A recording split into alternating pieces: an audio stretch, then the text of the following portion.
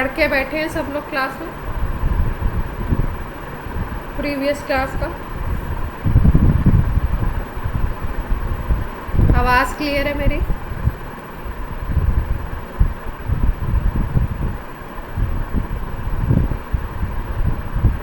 आवाज़ क्लियर है? ठीक है। तो लास्ट क्लास में हमने पढ़ लिया था पॉजिटिव क्या है, नेगेटिव कैटालिसिस क्या है, होमोजेनस पढ़ा था, हेट्रोजेनस पढ़ा था और उसके डिफरेंट एग्जाम्पल से क्वेश्चन आ जाते हैं रिएक्शन से। हेट्रोजेनस कैटालिसिस क्या है, और एक हमने पढ़ा था ऑटो कैटालिसिस। कितने पढ़े थे? कैटलिस्ट, प्रमोटर पढ़ा था, और क्या पढ़ा था हमने?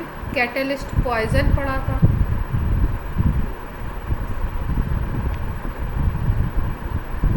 और एक अपना रह गया था इंड्यूस्ड कैटालिसिस। भाई इंड्यूस क्या है? पॉजिटिव आपको पता है रेट को क्या करेगा? इंक्रीज करेगा। नेगेटिव क्या होगा? रेट को डाउन करेगा। होमोजेनस क्या होता है? जब कैटलिस्ट और आपका रिएक्टेंट इनकी फिजिकल स्टेट सेम होती है, और जब ये डिफरेंट हो जाएगी तो हेट्रोजेनस बोल देते हैं। ऑटो कैटालिसिस में क्या होता है? कोई एक प्रोडक्ट कैटलिस्ट की तरह काम करने लगता है। प्रमोटर क्या होते हैं? कैटलिस्ट की एक्टिविटी को इंक्रीज करते हैं।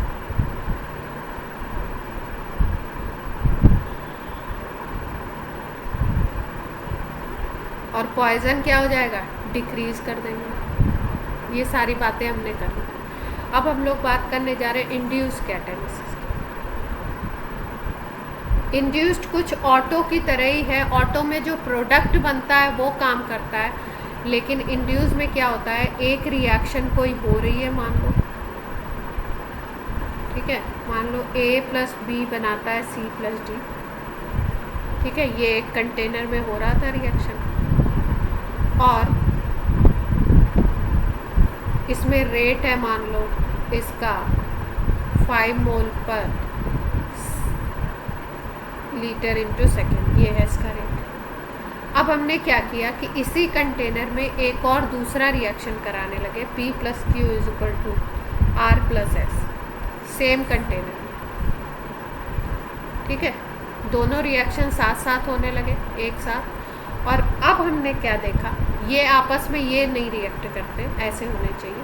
अब हमने क्या देखा कि इसका जो A plus B give C plus D वाला है, इसका जो रेट था, ये रेट आपका इंक्रीज हो गया। सपोज मान लो ये हो गया 100 मोल पर लीटर इंटू सेकेंड। तो पहले क्या हो रहा था? ये रिएक्शन अकेले हो रहा था। अब इसके साथ दूसरा रिएक्शन भी होने लगा और रेट सडनली इंक्रीज कर गया। तो हमें क्या पता लगा कि रिएक्शन 1 अगर अकेले होता है और उसके साथ अगर हम रिएक्शन 2 भी कराने लगते हैं साथ साथ में सेम कंटेनर में, तो reaction 2 act as catalyst for reaction 1। बात क्लियर हुई? मतलब कोई एक रिएक्शन ऐसा होगा जो दूसरे रिएक्शन के लिए कैटलिस्ट का काम करेगा, उसकी स्पीड को इंक्रीज करवाएगा, तो ऐसे को हम बोलते हैं इंड्यूस्ड कैटालिसिस। क्लियर है?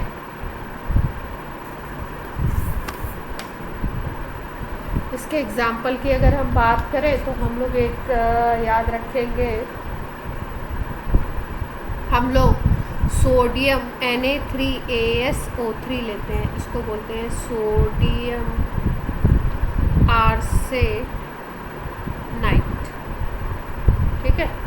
इसका हम ऑक्सीडेशन करा रहे हैं और इससे बनता है सोडियम आर्सेनेट।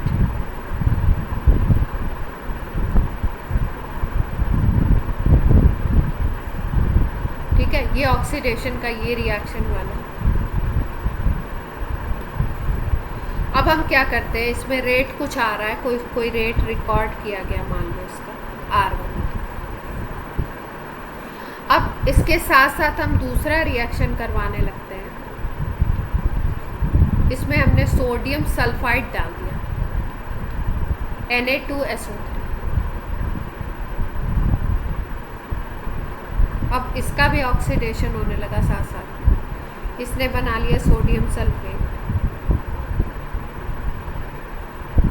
अब हम क्या देखते हैं कि ये जो फर्स्ट रिएक्शन था, इसका रेट इस रिएक्शन के साथ होने की वजह से इसका रेट इंक्रीज कर जाता है। तो इसका मतलब क्या हुआ कि सोडियम सल्फाइड का जो आपका ऑक्सीडेशन है वो किसको इंड्यूस कर रहा है? सोडियम आर्सेनेट के ऑक्सीडेशन को इंड्यूस कर रहा है। ऑक्सीडेशन ऑफ सोडियम सल्फाइड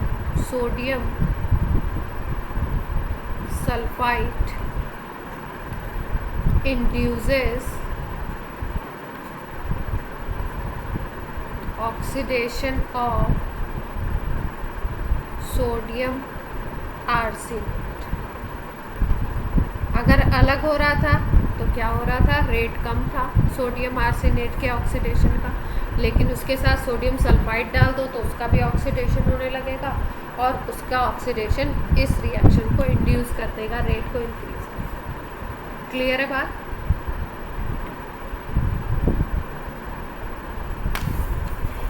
ये सारे हमने पढ़े आपके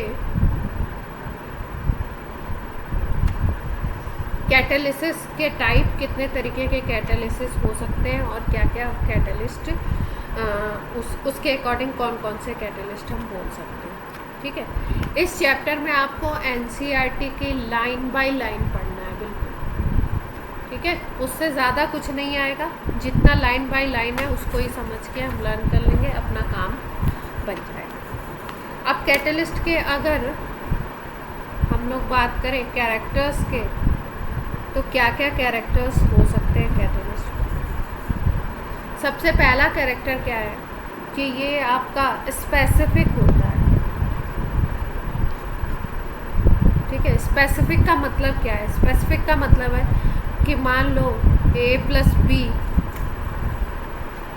C + D दे रहा है और इसमें कोई X कैटलिस्ट आप यूज़ कर रहे हो, तो ऐसा ज़रूरी नहीं है कि कोई और सबस्ट्रेट आप ले लो तो उसके लिए भी X काम करे।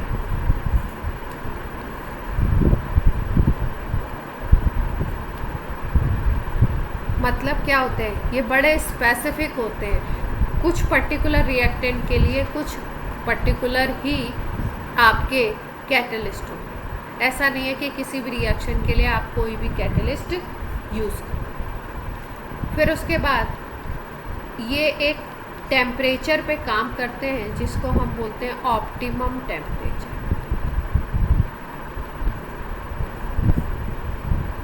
सारे कैटलिस्ट के लिए एक ऑप्टिमम टेम्परेचर होगा जिस पे उसकी एक्टिविटी मैक्सिमम हो। एक पीएच पे काम करते हैं जिसको हम बोलते हैं ऑप्टिमम पीएच। मतलब मीडियम आप बेसिक रखते हो, मीडियम आप एसिडिक रखते हो, मीडियम आप न्यूट्रल रखते हो, उसके ऊपर भी कैटलिस्ट की एक्टिविटी डिपेंड करती है। ज़्यादातर कैटलिस्ट क्या होते हैं, रिएक्शन के बाद आपको वैसे के वैसे ही मिल जाएगा।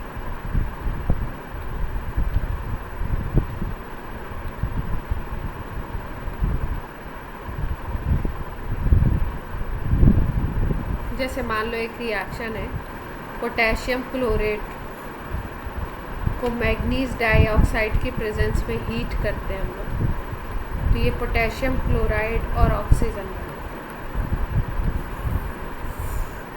ठीक है, इसमें हम लोग MnO2 लेते हैं, ग्रेनुलेटेड ग्रेन्यूल्स लेते हैं इसके, और बाद में हमें ये इनिशियली हम लेते हैं और बाद में हमको ये ब्लैक पाउडर फॉर्म में मिल जाता है।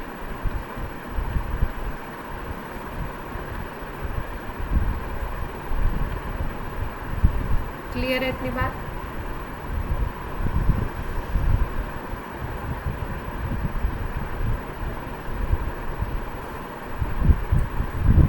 यस और नो?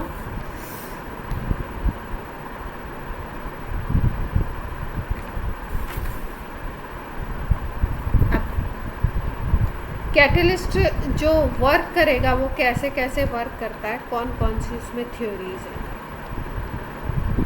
थ्योरीज की अगर हम लोग बात करें तो एक थ्योरी है आपकी जिसको बोलते हैं एड्जॉर्प्शन थ्योरी, एक होगी जिसको हम बोलेंगे modern theory,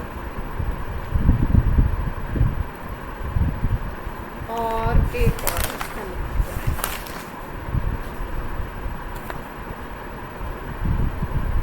intermediate compound formation.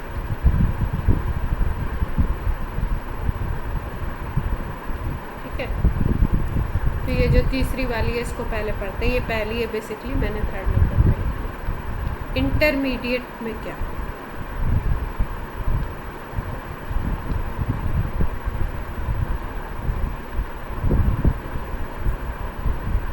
इसमें होता क्या है आपका, जैसे मान लो ये आपका रिएक्टेंट है, ठीक है, इसके पास आया एंजाइम, अब ये रिएक्टेंट और एंजाइम मिलकर के एक इंटरमीडिएट बनाएंगे। मान लो कोई ट्रांजिशन ऐसा स्टेट बन रहा है,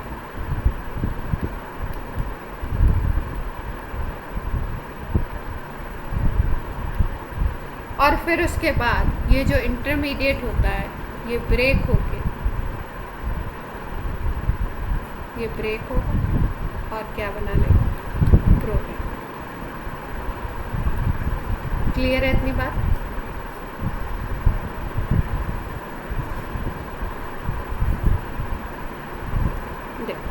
जैसे मान लो एग्जांपल देखते हैं, इसको हम लोग हाइड्रोकार्बन में भी पढ़ेंगे, ईथर में। जैसे मान लो हमको ईथर बनाना है, कौन सा ईथर बनाना है, डाइथाइल। ठीक है, तो क्या करते हैं इसमें हम लोग इथाइल अल्कोहल लेते हैं, इथेनॉल, और कैटलिस्ट लेते हैं H2SO, कैटलिस्ट की तरह काम ये करता है। ये आपका रिएक्टेंट है।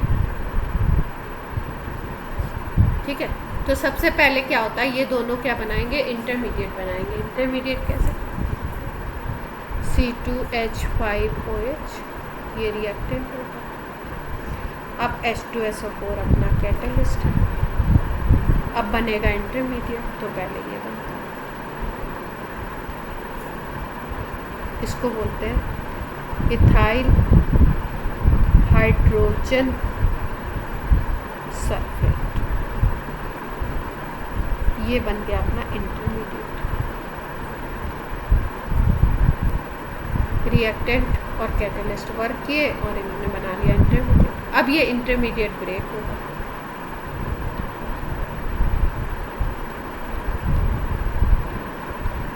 फिर से ये रिएक्ट करता है इथाइल अल्कोहल से और रिएक्शन देता है। कैसे, ये C2H5 और ये C2H5O ये मिलके बना लेंगे आप डाइथाइल ईथर और H2SO4 अलग, ये अपना कैटलिस्ट अलग होगा और ये क्या बन गया। क्लियर है बात? ये रिएक्टेंट था, ये कैटलिस्ट था, बीच में बना इंटरमीडिएट, फिर उसके बाद ये इंटरमीडिएट रिएक्ट करता है और प्रोडक्ट बना देता है और कैटलिस्ट को अलग। तो ये कौन सी थ्योरी है, ये थ्योरी है इंटरमीडिएट फॉर्मेशन थ्योरी। मतलब पहले रिएक्टेंट कैटलिस्ट से एक्ट करके एक इंटरमीडिएट स्टेट बनाएगा और फिर वो इंटरमीडिएट स्टेट फिर से रिएक्ट करेगी और प्रोडक्ट में कन्वर्ट होगी और कैटलिस्ट को अलग करेगी। क्लियर है बात?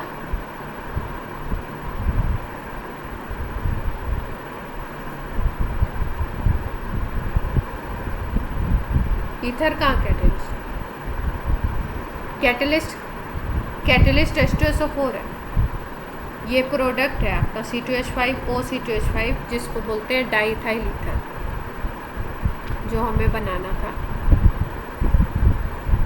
और ये H2SO4 है कैटलिस्ट। क्लियर हुई बात? कुछ भी कॉम्प्लिकेटेड नहीं है, बीच में इंटरमीडिएट बनेगा, फिर वो रिएक्ट करके प्रोडक्ट बना लो। इसके बाद दूसरी थ्योरी आती है एडजॉर्प्शन थ्योरी। एडजॉर्प्शन थ्योरी क्या कहती है?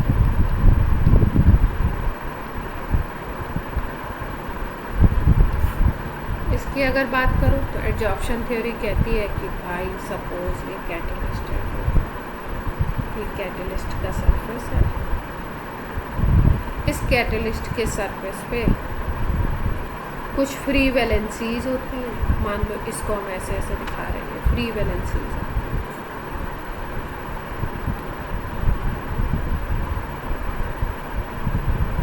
और ये जो फ्री वैलेंसीज होती हैं, इसके ऊपर अगर यहाँ पे कोई रिएक्टेंट का मॉलिक्यूल आता है, सपोज ये सॉलिड है और ये गैस के मॉलिक्यूल्स हैं,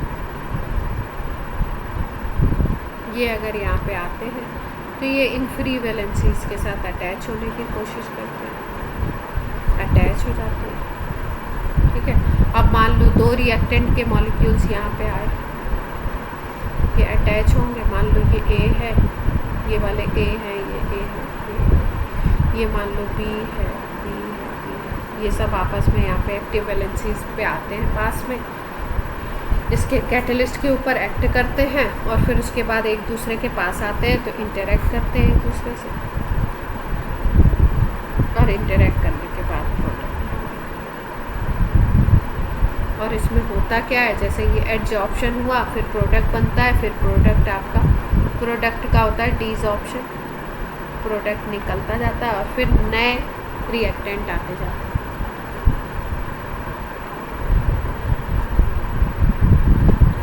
डिसॉर्प्शन किसका होता है? फिर ये फ्री करते जाएंगे जगह को, फिर से आपके न्यू रिएक्टेंट आते जाएंगे और फिर क्लियर है बात? एडजॉर्प्शन थ्योरी एडजॉर्प्शन पे बेस्ड है, तो एडजॉर्प्शन ऐसे ही होता है।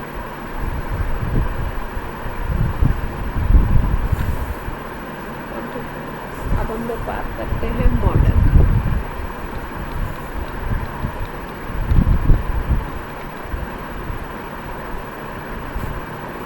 मॉडर्न थ्योरी की अगर बात करो तो मॉडर्न थ्योरी अप्रॉक्सी ये इसका कॉम्बिनेशन दोनों का।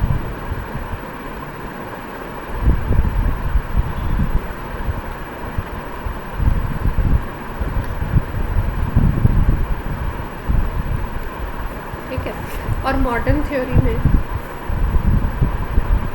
कोई कुछ कह रहा है? मॉडर्न थ्योरी में क्या बोला गया? मॉडर्न थ्योरी में ये बोला गया कि एडजॉर्प्शन होगा, ठीक है भाई, ये सब प्रोसेस तो होगा, लेकिन बेसिकली ये जो बेस्ड है वो किसके ऊपर बेस्ड है? ये क्या करता है? कैटलिस्ट ये आपका रिएक्शन की जो एक्टिवेशन एनर्जी होती है उसको डाउन कर देता है।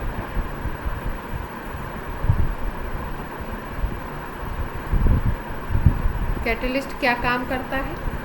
एक्टिवेशन एनर्जी को क्या करता है? डाउन कर देता है, और बीच में एक कॉम्प्लेक्स बनाता है।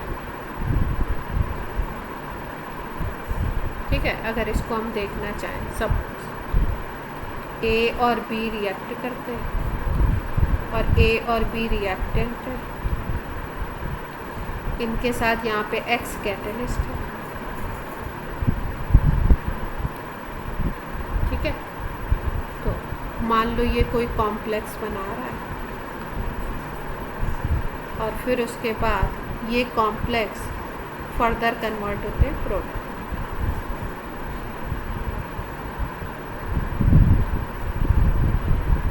यहाँ पे मान लो पहला रिएक्शन हमने ऐसा लिया जिसमें कैटलिस्ट नहीं है, A और B कोई इंटरमीडिएट बनाते हैं,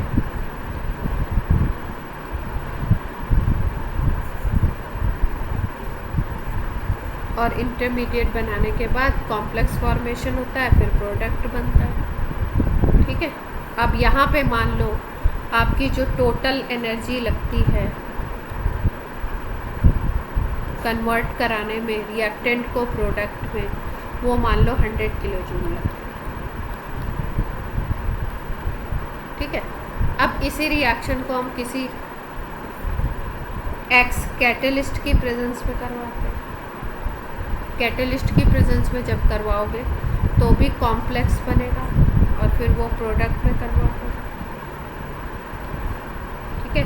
लेकिन अब जो कॉम्प्लेक्स बनता है उस और प्रोडक्ट, इस पूरे फॉर्मेशन में एक्टिवेशन एनर्जी के डाउन होने से जो टोटल एनर्जी लगती है वो मान लो लगती है आपकी 40 किलो जूल। तो आपको एनर्जी कम देनी पड़ी, एनर्जी कम देनी पड़ी तो टाइम भी कम कंज्यूम होगा और रेट क्या होगा उसके कंपैरिजन में फास्ट हो जाएगा। कम टाइम में आप ज़्यादा प्रोडक्ट को कन्वर्ट करवा सकते। तो इस तरीके से ये काम करता है। अगर ग्राफ की बात करें, ग्राफ की यहाँ पे अगर एनर्जी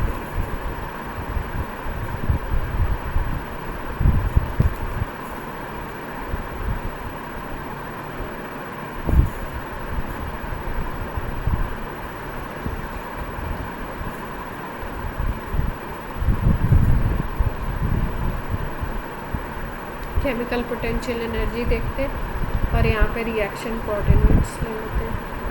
कोऑर्डिनेट्स का मतलब आप प्रोडक्ट फॉर्मेशन रिएक्टेंट इनके दिखाए। सपोज मान लो पहले जो पाथ था वो इस तरह, रिएक्टेंट की एनर्जी यहाँ पे थी, इसको हमने बोला ER। प्रोडक्ट की एनर्जी को अगर शो करो तो EP लिख दिया हमने।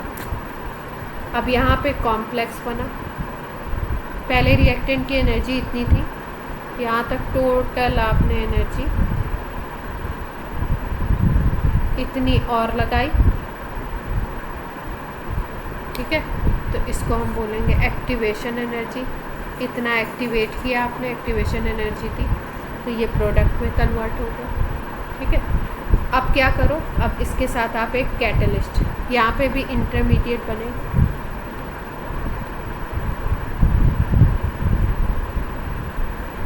लेकिन यहाँ पे कैटलिस्ट नहीं है, यानी कि ये रिएक्शन कब हो रहा है, एब्सेंस ऑफ कैटलिस्ट।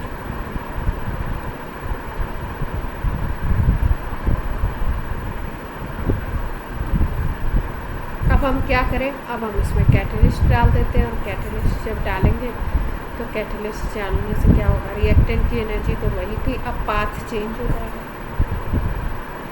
ये एक्टिवेशन एनर्जी को क्या कर देगा, डाउन कर देगा। अब नई एक्टिवेशन एनर्जी अपनी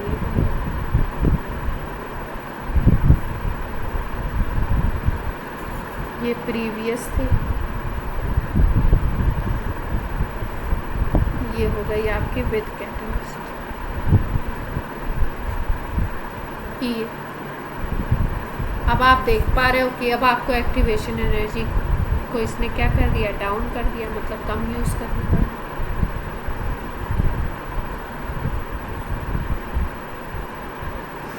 और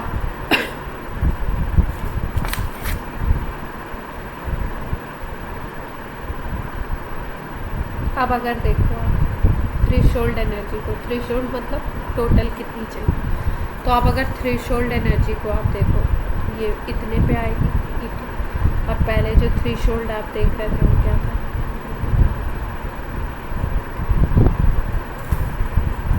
तो क्या किया इसने, एक्टिवेशन एनर्जी को डाउन किया, और एक्टिवेशन एनर्जी को डाउन करके यहाँ पे भी एक कॉम्प्लेक्स बनेगा, इंटरमीडिएट बनेगा।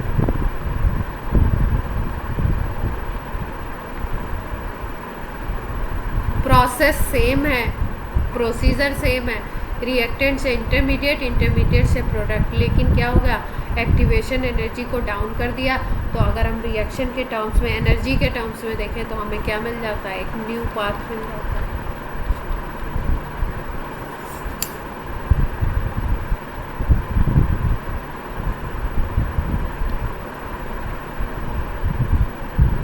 क्लियर है बात।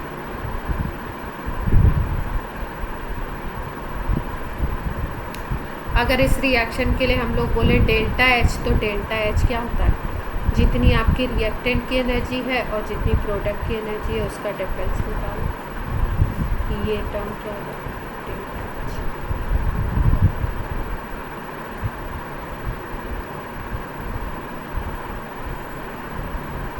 क्लियर है?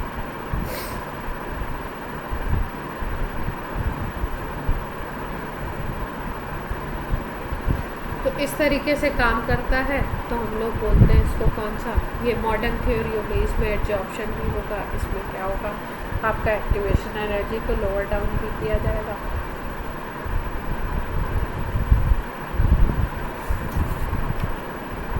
अब देखो सरफेस पे कैसे एक्शन होता है उसकी बात करें। सरफेस पे अगर बात करें तो किस तरीके से चलना चाहिए। जैसे मान लो ये आपका किसी मेटल का सरफेस, मान लो ये पीटी का सरफेस है, प्लेटिनम।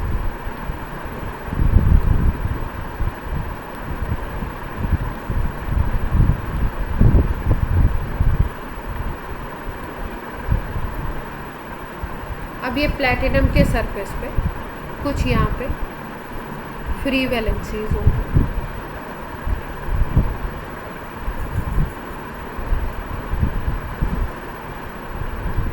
ऊपर के जितने भी एटम्स हैं, सरफेस पे जितने भी एटम्स हैं, वहाँ पे क्या है?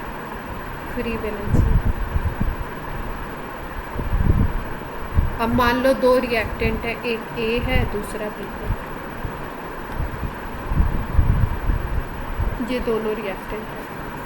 अब यहाँ पे इस फ्री वैलेंसी पे मान लो ए आ गया, यहाँ पे बैठ गया आके ए, यहाँ पे मान लो आके बी बैठ गया।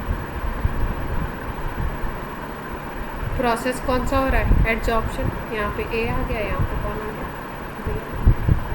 अब ये दोनों आपस में आसपास आ गए। पहले तो इन्होंने क्या किया? पहले इन्होंने कैटेलिस्ट के सरफेस से अटैचमेंट बनाया, एड्जॉर्ब होगा। तो पहले क्या करेंगे? इंटरमीडिएट बन जाएगा किसके किसके बीच? कैटलिस्ट और रिएक्टेंट के बीच।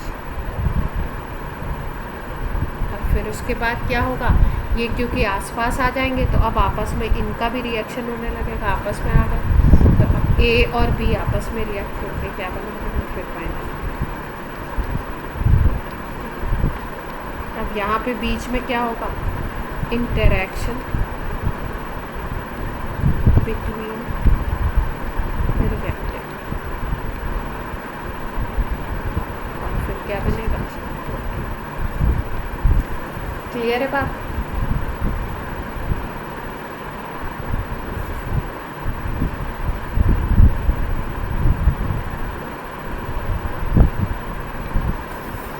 अब देखो ये जो रिएक्शन होता है भाई, कैटेलिस्ट पे एडजॉर्प्शन और ये सारी चीज़ें किसके किसके ऊपर डिपेंड करती हैं? डिपेंडेंसी क्या क्या होगी, कौन से फैक्टर्स ऐसे होंगे जो इसको अफेक्ट, क्या क्या फैक्टर्स होंगे? देखो जैसे मान लो कोई चीज़ एक्टिव सेंटर्स अगर ज़्यादा हो किसी आपके उस पर कैटेलिस्ट पे, तो एक्टिव सेंटर्स जितने ज़्यादा होंगे उतना रिएक्टेंट मॉलिक्यूल आके अटैच होगा। तो इसका मतलब एक्टिव सेंटर्स का अगर नंबर की बात की जाए, अगर वो ज़्यादा है तो क्या होगा? रेट ज़्यादा होगा या कैटेलिस्ट की एक्टिविटी ज़्यादा हो जाएगी। फिर उसके बाद दूसरी चीज़, अगर आप कैटेलिस्ट को डिवाइड कर दो, डिवाइड करने का मतलब मान लो फाइन पार्टिकल्स में उसको कन्वर्ट कर दो, तो कभी भी कोई चीज़ ऐसे बल्क में रखी हुई और कोई चीज़ ऐसे फाइन पार्टिकल्स में पाउडर्ड फॉर्म में है, सपोज पाउडर है किसी चीज़ का, तो पाउडर फॉर्म का सरफेस एरिया ज़्यादा हो जाएगा। सरफेस एरिया जब ज़्यादा होगा तो एडजॉर्प्शन बढ़ जाएगा, और एडजॉर्प्शन के प्रोसेस से ही हो रहा है ये रिएक्शन। तो क्या होगा? एडजॉर्प्शन अगर बढ़ेगा तो कैटेलिस्ट की एक्टिविटी बढ़ेगी। इसका मतलब अगर आप कैटेलिस्ट का फिज़िकल टेक्सचर चेंज करते हो तो क्या होता है, रेट इंक्रीज करेगा कैटलिस्ट की एक्टिविटी को।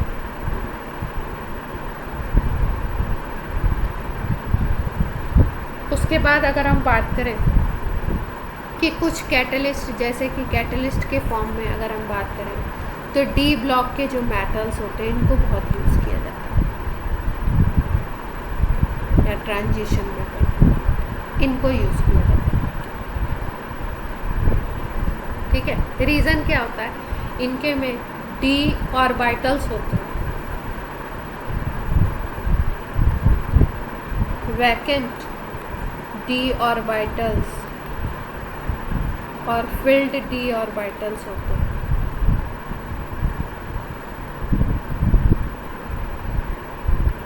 जिसके थ्रू जो वीक बॉन्ड बनता है किसके किसके बीच में, कैटलिस्ट और रिएक्टेंट के बीच में, उसकी टेंडेंसी बढ़ जाती है, उसके लिए ऑप्शंस बढ़ जाते हैं।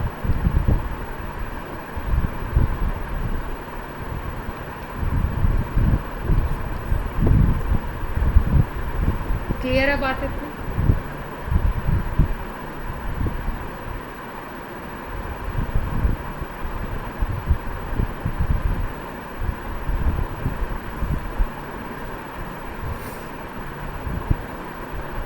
अब देखो, ये तो थ्योरीज थी कैटलिस्ट के बारे में, और कुछ जितने रिएक्शंस थे ज़्यादातर जो आपके इंडस्ट्रियल प्रिपरेशन वाले पूछे गए वो लास्ट टर्न पे मैंने आपको शायद करा दिए थे सारे। उनको भी आपको एक एक दो बार लिख करके रफ कॉपी पे आपको दिमाग में बैठाना है कौन सा किस में यूज़ हो रहा है। लास्ट टर्न पे कराया था शायद।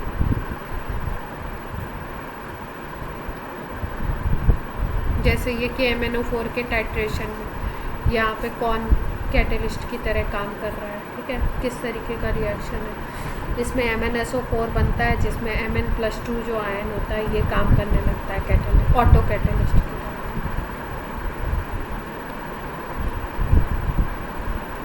ठीक है, इस तरीके से यहाँ कौन प्रमोटर है, यहाँ पे कौन पॉइजन है, ये सारे रिएक्शंस को आप लिख करके याद।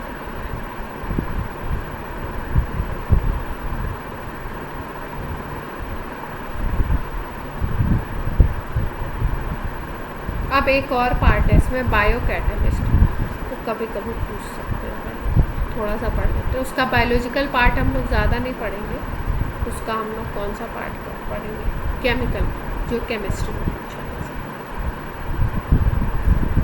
तो हम लोग करते हैं बायो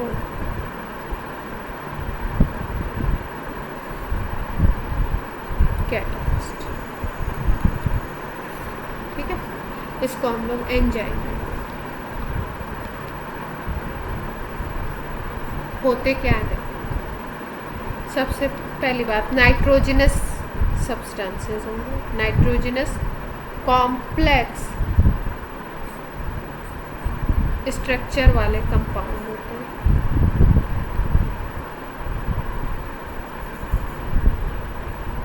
बायो वर्ड लिखा हुआ है, कहीं पे भी अगर बायो वर्ड की बात हो रही है मतलब लिविंग की बात है, तो ये कैटलिस्ट की तरह काम करेंगे, लेकिन किस में होंगे, लिविंग। लिविंग में प्लांट भी हो सकता है, एनिमल भी हो सकता है। नाइट्रोजन से बने हुए होते हैं, प्रोटीनेशियस होते हैं, प्रोटीन से बने होते हैं वैसे।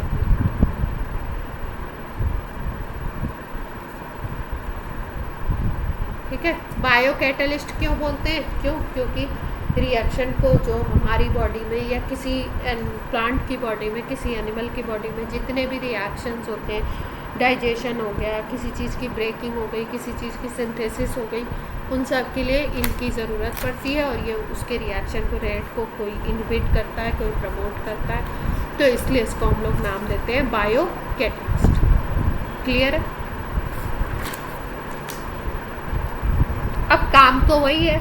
अब आप बोलोगे इस पर ऐसा खास क्या है, क्या हमको पढ़ना है, क्या खास पढ़ना है। जो आपके रिएक्शन, जो डिफरेंट टाइप के रिएक्शंस हमारी बॉडी में होते हैं या किसी भी बायोलॉजिकल उस पे होते हैं, उसमें जो इम्पॉर्टेंट रिएक्शंस हैं उनको याद करना है। क्यों? क्योंकि रिएक्शन से सीधे सीधे कई बार जेईई मेंस में क्वेश्चंस आए हुए। तो अगर बायो कैटलिस्ट की बात करो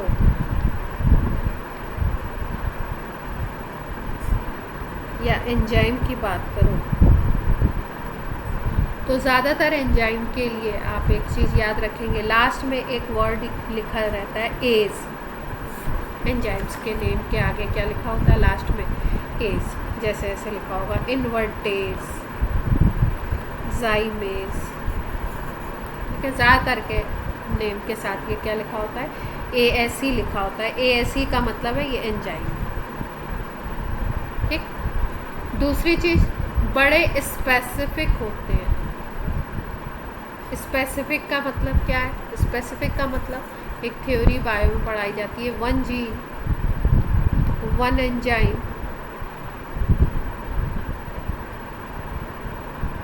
1 जीन 1 एमिनो एसिड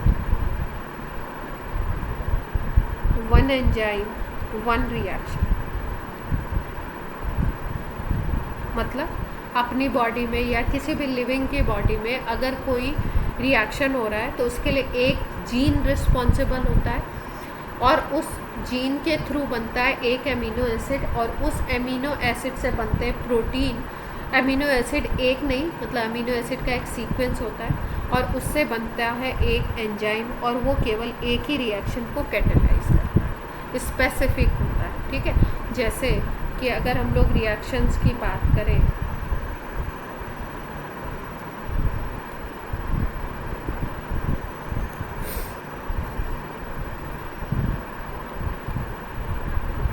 जैसे मान लो आप एक रिएक्शन देखो, स्टार्च है हमारे पास, इस स्टार्च को हमें कन्वर्ट करना है माल्टोज में। ये भी एक कार्बोहाइड्रेट है। ठीक है, स्टार्च का जनरल फार्मूला हम लिखते हैं C6H10O5 होल। इसको कन्वर्ट करना है माल्टोज में। इसको माल्टोज में कन्वर्ट करना है तो एक एंजाइम होता है जो काम करता है इसके ऊपर, डायस्टेज। हाइड्रोलिसिस कराते हैं इसकी, ये माल्टोज में कराते हैं। अब इस माल्टोज को अगर हमें कन्वर्ट करना है ग्लूकोज, तो एक स्पेसिफिक एंजाइम यहाँ पे काम करता है जिसको हम बोलते हैं माल्टेज। ये माल्टोज को ग्लूकोज में अब इस ग्लूकोज को अगर हमको इथाइल अल्कोहल में कन्वर्ट करना है तो एक स्पेसिफिक एंजाइम है जिसको हम नाम देते हैं जाइमेज। ये पूछा गया कई बार। ये जाइमेज कन्वर्ट कर देता है ग्लूकोज को इथाइल अल्कोहल और CO2।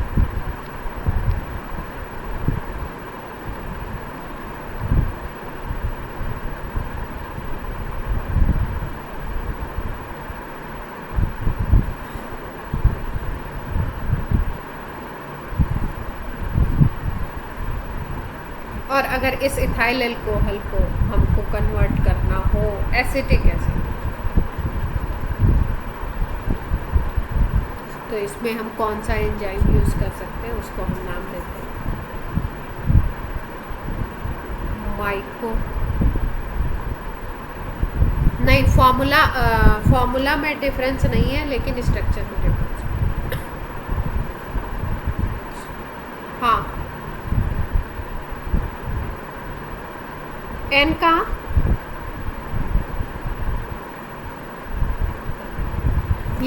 ये देखो बेसिकली ये जो सोर्स है ना इसके ऊपर डिपेंड करेगा। ठीक है, यहाँ पे आप ऐसे लिख सकते हो N/2। जो सोर्स है ना, हाँ, सोर्स के ऊपर डिपेंड कर रहा है किससे ये निकाले गए, उसके बेसिस पे। माल्ट से निकालते हैं इसलिए इसको माल्टेज बोलते हैं। फॉर्मूला में डिफरेंस है, बेसिक यूनिट ये जो है ये सेम है, C12H22O11। यहाँ पे N टर्म्स होंगे और वहाँ पे अगर हम बोले सुक्रोज तो सुक्रोज केवल यही है, इतना ही। ठीक है, अब अगर आपको इथाइल अल्कोहल को कन्वर्ट करना है एसिटिक एसिड में तो ये इसमें एक स्पेसिफिक एंजाइम लगता है जिसको बोलते हैं माइकोडर्मा एसिटी। बेसिलाई। बेसिलाई वर्ड किस लिए यूज़ करते हैं? ये आपका प्लूरल है बेसिलस का। बेसिलस वर्ड किस लिए यूज़ करते हैं? मीट।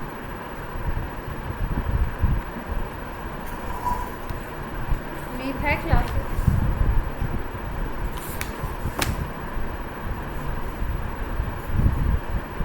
हाँ नहीं,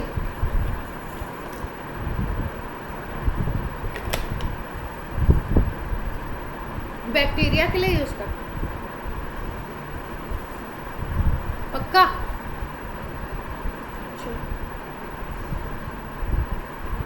ठीक है, तो देखो अपने हम लोगों ने अभी कितने सारे एंजाइम पढ़े। एक पढ़ा डायस्टेज, जो क्या करेगा? स्टार्च को कन्वर्ट करेगा माल्टोज में।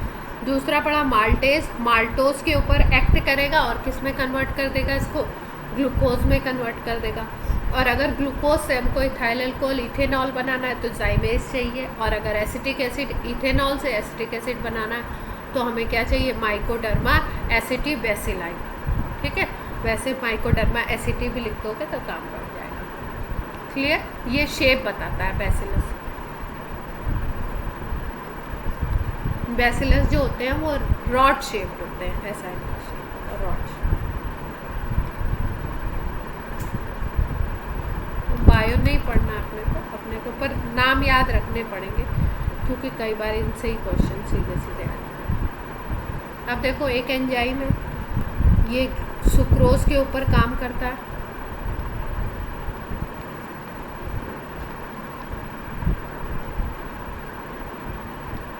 केन शुगर को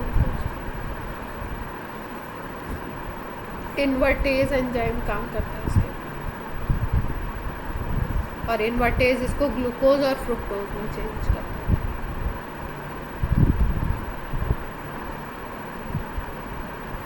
हाँ, इनका फॉर्मूला सेम होता है, स्ट्रक्चर डिफरेंट होता है। बायोमॉलिक्यूल पढ़ाएंगे तो इसमें एल्डिहाइड ग्रुप है, इसमें कीटोन।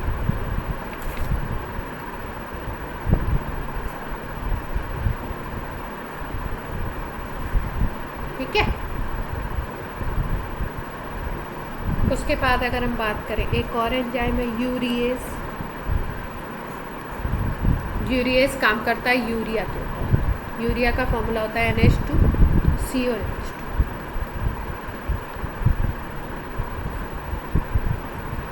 इसके ऊपर काम करेगा ये, इसकी हाइड्रोलिसिस कराएगा और इसको NH3 और CO2 में ब्रेक करेगा।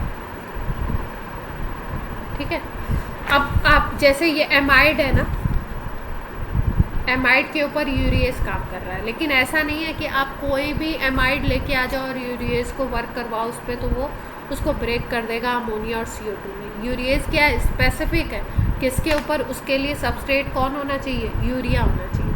यूरिया के ऊपर ये एक्ट करेगा और उसको अमोनिया और किस में ब्रेक करेगा? आपका CO। क्लियर है बात? जैसे स्टमक में आपने 10th में एक एंजाइम पढ़ा होगा। स्टमक में कौन से एंजाइम होते हैं बताओ जरा सा।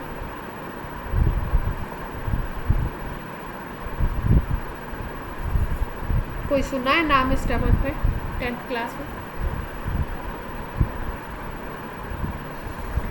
HCl एसिड होता है। और स्टमक में अगर बात करें तो एक एंजाइम होता है पेप्सिन।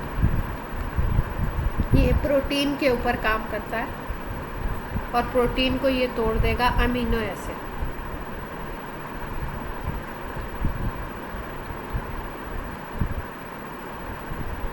ठीक है, और एक एंजाइम होता है, ये स्टमक का है। दूसरा एक एंजाइम है इंटेस्टाइन का। इंटेस्टाइन में एंजाइम होता है ट्रिप्सिन। ये भी प्रोटीन को ब्रेक करता है एमिनो एसिड्स में।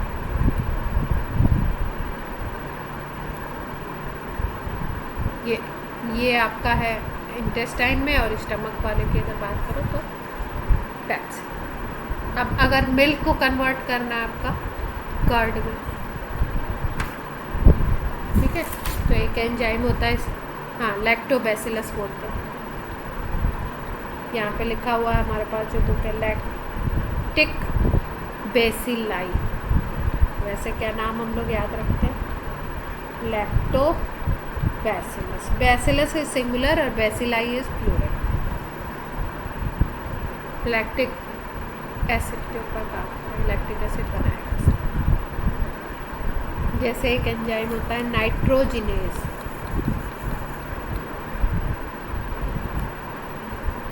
ठीक है। ये नाइट्रोजिनेज जो एंजाइम होता है ये आपका प्रेजेंट होता है लेग्यूमिनस प्लांट में। लेग्यूमिनस जानते हैं?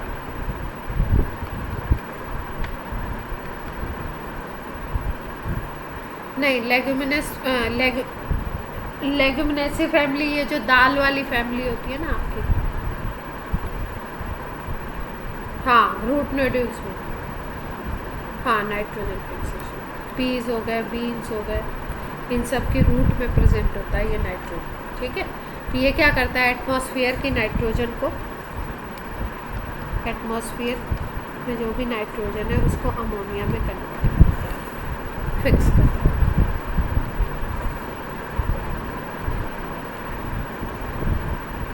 एक और अगर एंजाइम की बात करें, कार्बोनिक एनहाइड्रेज,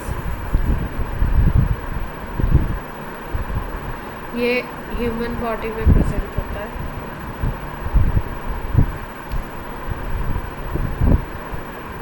ये CO2 और वाटर को, कार्बोनिक वर्ड है ना, तो ये CO2 और वाटर को कन्वर्ट करेगा कार्बोनिक एसिड में, मतलब H+ और HCO3- बनवाएगा।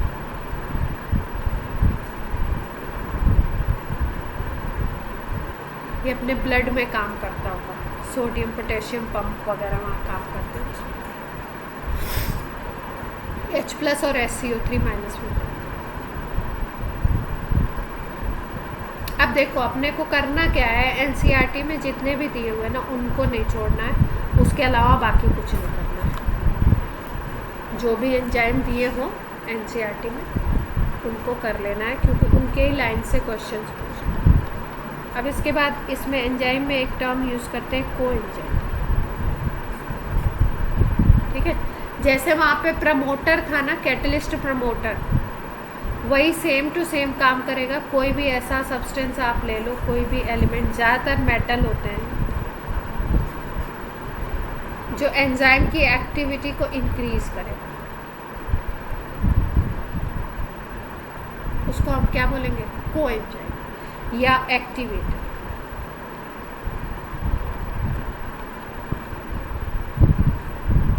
जैसे Mg+2 है, ये एक एक्टिवेटर की तरह काम करता है। कहीं कहीं पे कॉपर भी काम करता है एक्टिवेटर की तरह। कुछ ऐसे होंगे जो इनहिबिट करेंगे, मतलब कम करेंगे, तो उनको हम क्या बोलते हैं, inhibitors, which reduces activity of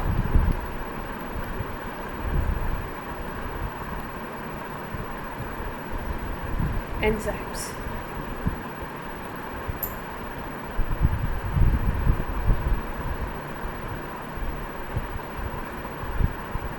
ठीक है, जैसे Mg+2 एक्टिवेटर की तरह काम करता है कई सारे रिएक्शंस पे।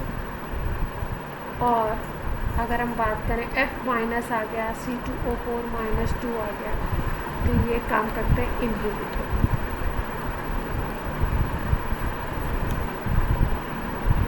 NCERT किसी के पास खुली हुई है इस समय?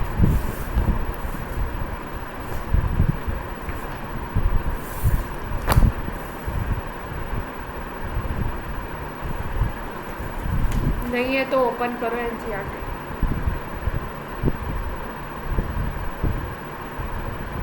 एंजाइम वाले पार्ट में टॉपिक बोलो, क्या क्या टॉपिक है पहले।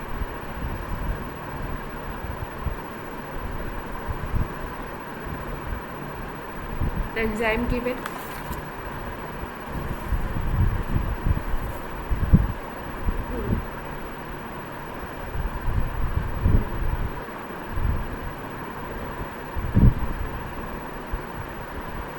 नहीं ये तो वो है ना आपके रिएक्शंस हैं, इसके आगे चलो।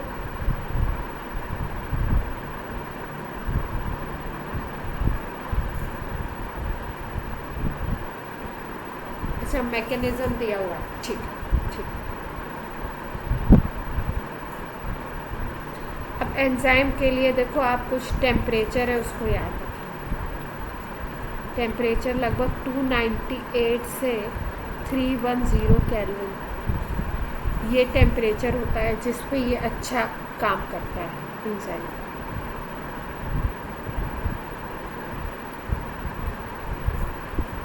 ऑप्टिमम होती है एक्टिविटी, ठीक है, तो इसको हम ऑप्टिमम टेम्परेचर बोलेंगे।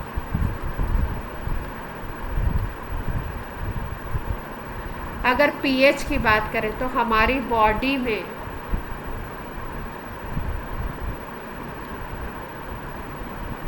5 to 7 pH याद रखेंगे, यहाँ पे अच्छा तरीके से काम करते हैं।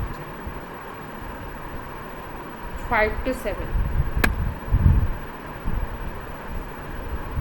उसके बाद अगर कैसे वर्क करते हैं उनकी बात करें एंजाइम्स, तो उसके मैकेनिज्म में एक कॉन्सेप्ट बताया गया आपको, लॉक एंड की।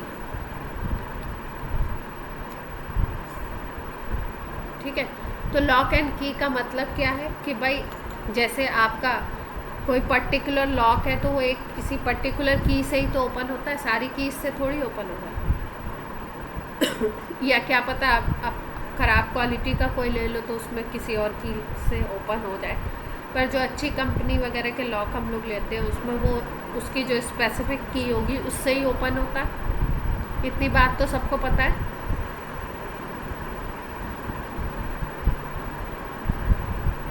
ठीक है, तो इसी तरीके से एंजाइम की कैटालिसिस भी होती है। लॉक एंड की का क्या मतलब है कि जैसे मान लो कोई एंजाइम है आपका,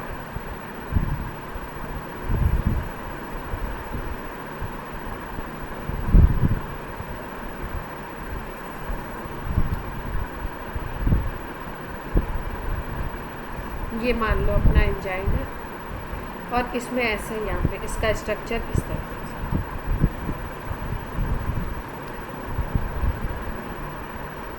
ठीक है। तो अब इसमें कैसा रिएक्टेंट आके फिट होगा, अगर इसको फिट करना है हमें, तो कोई ऐसा रिएक्टेंट हो जिसका शेप कुछ इस तरीके का हो, तो वो आके इसमें फिट हो जाएगा क्या?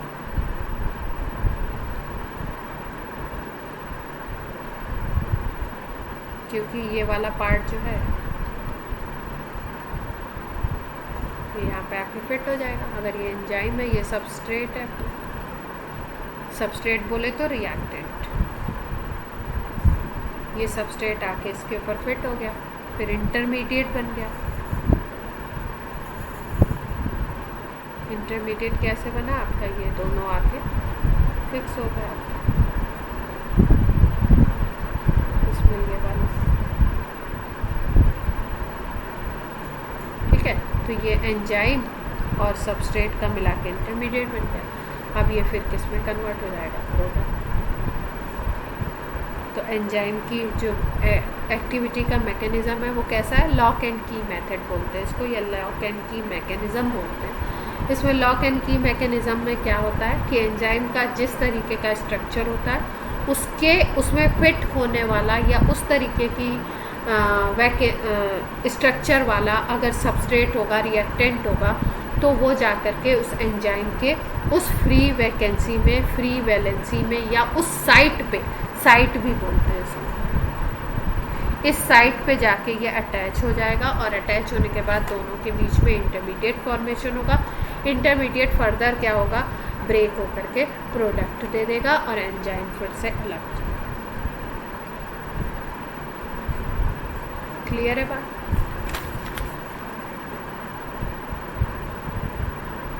लॉक एंड की मेथड का मतलब यही है। अब इसमें स्टेप्स अगर हम बोले तो स्टेप्स अगर हम स्टेप्स में दिखाएं तो 3 स्टेप्स हो सकते हैं। क्या हो सकता है, पहले एंजाइम और सबस्ट्रेट जो रिएक्टेंट है वो आए और क्या बना ले, इंटरमीडिएट बना ले। फिर उसके बाद ये जो इंटरमीडिएट है ये एंजाइम और प्रोडक्ट बन जाए, इस तरीके का कॉम्बिनेशन बन जाए। और थर्ड स्टेप में अगर बोलो तो ये एंजाइम और प्रोडक्ट का जो कॉम्बिनेशन है ये डिकम्पोज हो जाए। प्रोडक्ट और एंजाइम अलग अलग हो जाएंगे। ठीक है, तो 3 स्टेप हो सकते हैं। पहला कॉम्बिनेशन होगा,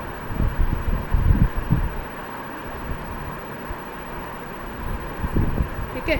दूसरा आपका होगा जिसमें क्या होगा, intermediate convert into enzyme product, और फिर उसके बाद enzyme product converted into decomposes into product and enzyme. Clear है बात? कुछ खास नहीं, कुछ खास है क्या?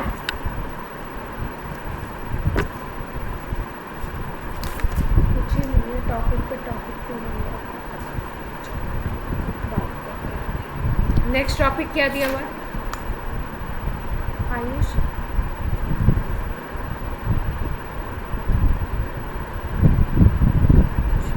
ठीक है, अब हम लोग बात करते हैं कुछ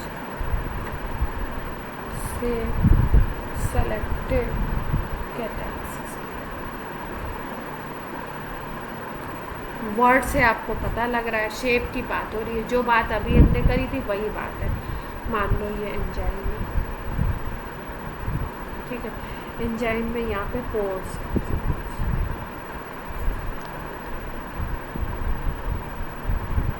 ये क्या है यहाँ पे, पोर्स, माइक्रोपोर में,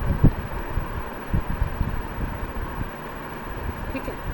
अब ये तो एंजाइम, अब इसके अकॉर्डिंग अगर पोर्स होंगे, इसके अकॉर्डिंग अगर यहाँ पे कोई रिएक्टेंट आता है उसका स्ट्रक्चर होगा, तभी क्या होगा, इंटरमीडिएट बनेगा, और तभी क्या होगा, प्रोडक्ट बनेगा, तभी ये रिएक्शन भी होगा।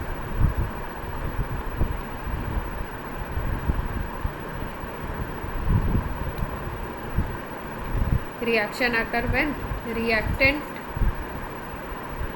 shape and enzyme shape are complementary। Complementary का मतलब क्या है, जो चीज़ जहाँ पे जिस तरीके के पोर्स यहाँ पे हैं, वहाँ पे अगर इसमें कुछ साइट्स हो जो इसमें जाके फिट हो जाए तो क्या होगा, आपका इसको इस तरीके की एक्टिविटी को, इस तरीके के एंजाइम या इस तरीके के कैटलिस्ट की एक्टिविटी को हम बोलते हैं शेप सेलेक्टिविटी। ठीक है, इसमें देखो बहुत सारी चीज़ें, इसमें फैक्टर्स होते हैं जो इसको अफेक्ट करते हैं। भाई फैक्टर्स क्या क्या अफेक्ट कर सकते हैं, कैटलिस्ट का क्या स्ट्रक्चर है, या उसमें पोर्स कहाँ कहाँ पे हैं, फ्री वैलेंसीज कहाँ कहाँ पे हैं। ठीक है, फिर दूसरा फैक्टर क्या काम कर सकता है, आपका रिएक्टेंट का कैसा स्ट्रक्चर है। ठीक है, किस तरीके के बॉन्ड बन रहे हैं, बॉन्ड कैसा फॉर्म हो रहा है, स्ट्रॉन्ग बॉन्ड फॉर्म हो रहा है, वीक बॉन्ड फॉर्म हो रहा है, इन सब चीज़ों के ऊपर डिपेंड करता है ये शेप सेलेक्टिविटी। अब इसके कुछ एग्जाम्पल हैं, जैसे एक एग्जाम्पल बोर्ड में भी कई बार पूछा गया है और आपका वैसे भी एग्जाम्पल ये इम्पोर्टेंट है। एक होते हैं आपके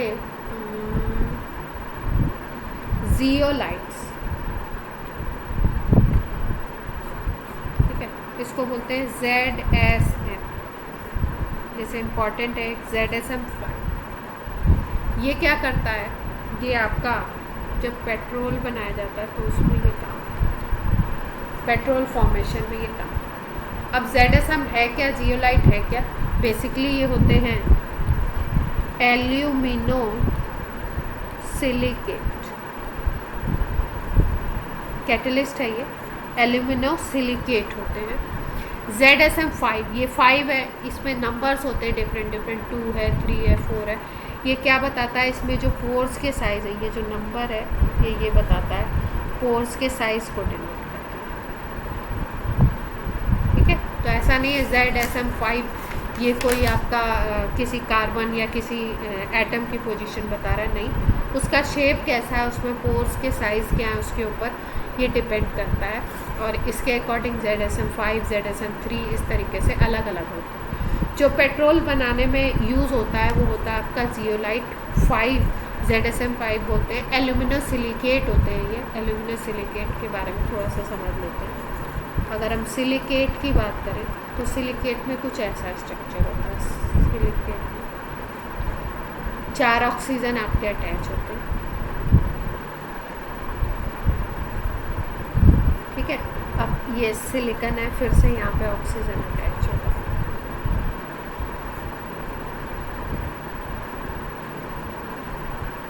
ऐसे ऐसे करके नीचे भी इसी तरीके से अटैच होंगे सिलिकन। ये अब ये जो सिलिकेट है इसमें हम लोग क्या करते हैं, सब SI atoms are replaced by aluminium। मतलब सिलिकेट का ऐसा 3D कॉम्प्लेक्स स्ट्रक्चर होता है।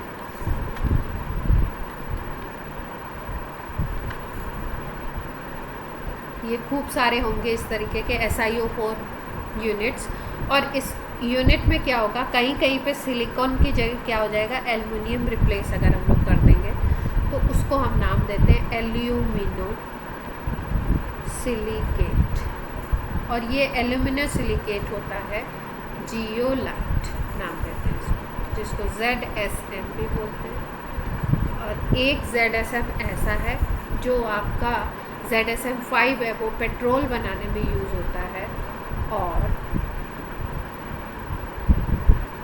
इसकी बात क्यों करी गई, क्योंकि ये शेप सेलेक्ट।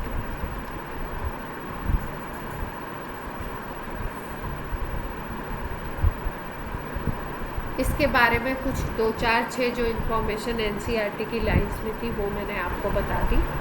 क्वेश्चन अगर आएगा तो इन्हीं से आएगा, इन्हीं लाइन से, ठीक है। कि ZSM5 किस लिए यूज़ होता है, ZSM5 आपका किस तरीके का कैटलिस्ट है। अगर हम बात करें तो ये जो 5 है ये साइन क्या डिनोट करता है, किस तरीके की बात ये की जा रही है, ठीक है। तो उसमें कैविटीज़ के साइज़ कैसे हैं, उसमें पोर्स का साइज़ कैसा, अपर्चर का साइज़ कैसा, उसकी बेसिस पे ये नंबर दिए जाते हैं, 5 3 4 जो भी नंबर दिए जाते हैं। और इसमें जो ये 5 वाला है ये आपका पेट्रोल मेकिंग में काम आता है। क्लियर है बात।